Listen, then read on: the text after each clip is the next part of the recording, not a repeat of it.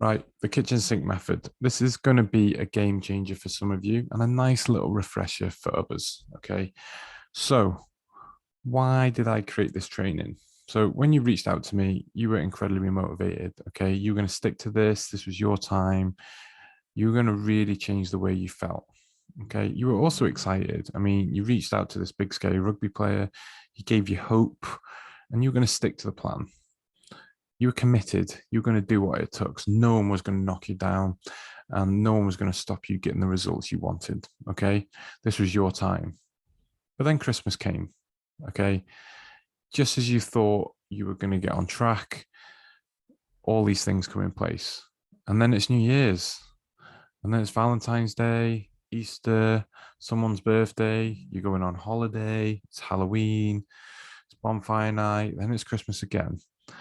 Okay. And ultimately, what you can see here is we don't ever seem to get a good flow of things. And that frustrates you because you want to enjoy all these occasions, but they just bring you anxiety rather than joy because they just stop you being consistent. Okay. You really struggle to stay consistent because of these occasions. And we're always left with that anxious decision.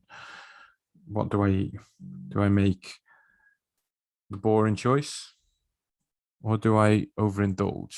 Either way, they both make you feel bad because you really want to enjoy um, the other, but you also want to enjoy the feeling you get from this. And them decisions mean that we just end up not wanting to do a plan. Okay. We talk ourselves out of it and we just give up until we feel terrible and go for it again. Okay. So I just want to paint a little bit of a picture as to where you may be right now or were in the past. Okay. So I want you to picture yourself as a kitchen sink. Okay. So your kitchen sink is your body. Okay. And the water inside that kitchen sink is the optimal amount of calories you need to be the weight you want to feel, the shape you want to feel, the energy you want to have. That's how many calories you need to eat. Okay. And obviously, that's made up in line with the high performance diet. So, eating a decent amount of veg, eating a decent amount of meat, eating the right amount of carbohydrates. Okay. And if we eat too much, or drink too much, or don't do enough, we overflow that kitchen sink, which leads to changes in body composition, weight, shape, energy, everything. Okay. And that doesn't make us feel good. You are a lagging measure of the choices you make. So let's say you eat well a week, the kitchen sink is where it needs to be, but then you enjoy a few beers with Tony, you have a few chocolate bars while watching Netflix, and we just overflow that kitchen sink. And doing that consistently leads us to be where we were. So I just want to remove that anxiety straight away and give you a simple system to make you feel better. Essentially, we have a certain amount of calories in the day, okay? And we just want to create some space in that kitchen sink to fit them calories in so we don't overflow the kitchen sink, okay? So, like I said, your calories are made up of protein, vegetables, plenty of them, a certain amount of carbohydrates. Okay, that's what we eat in the day. But we now want to fit like a few drinks, like ad hoc and a chocolate bar. So we need to create that space. So here's a few things that you can do. Okay. Number one, we can skip a meal. Okay. So we could skip breakfast, for example. What that's going to do is create a space in that kitchen sink so that you can fit the stuff that you want that day. Okay. We could also reduce the amount of carbs that we have. Okay. So we could take them out of the day and we could increase our protein and veg sizes. So reduce carbs.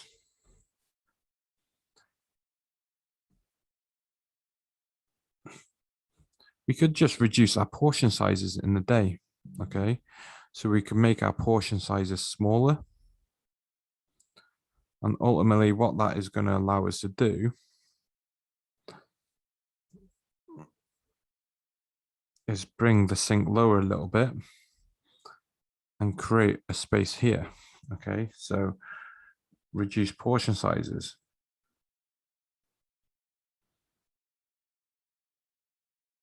Reduce portion size. Okay, We could also exercise, okay?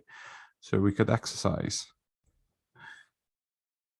Again, we're creating that space in the sink so we can fit some of the stuff that we would normally have. So 4, exercise.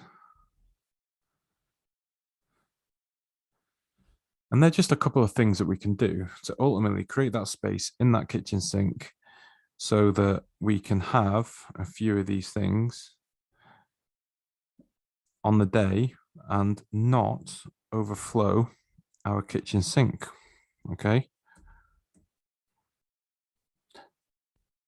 But what I want you to do is recognize this is a short term thing. This isn't something that you'll do for the long term. Okay. And there's a few things that you can do in the day to make you feel a little bit better. So I recommend starting your day with a ton of color. So start with a ton of color in that day. Okay. I also recommend you get yourself out for a nice walk. Okay. Get some exercise in there. So let's put exercise up there.